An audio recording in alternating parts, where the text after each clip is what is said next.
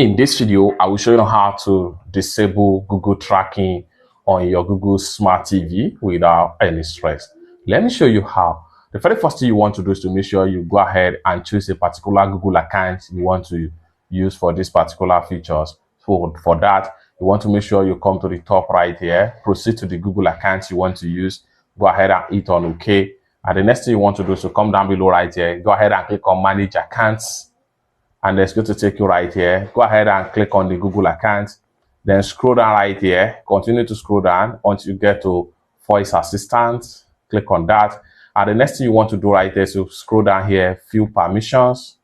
And then it's going to reload to your activity control of the Google account on your Google Smart TV. So how can you disable Google tracking on your Google TV? Scroll down right here, and then here you go. You have web and app.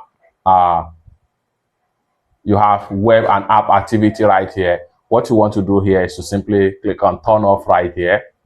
Once you click on turn off, it takes you right here. Then go ahead and scroll down right here. Google Search, Google Map, and then Google Chrome, AI Assistant, and Google Play Store. New activity won't be saved to your account. You won't get personalized features or recommendation based on your activity right here. You can read details about the activity for web and apps activity is turned off. So all you have to do is to go ahead and scroll down right here.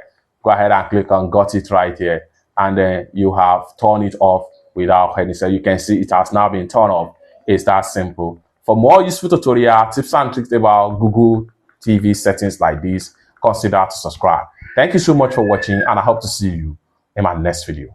Bye for now.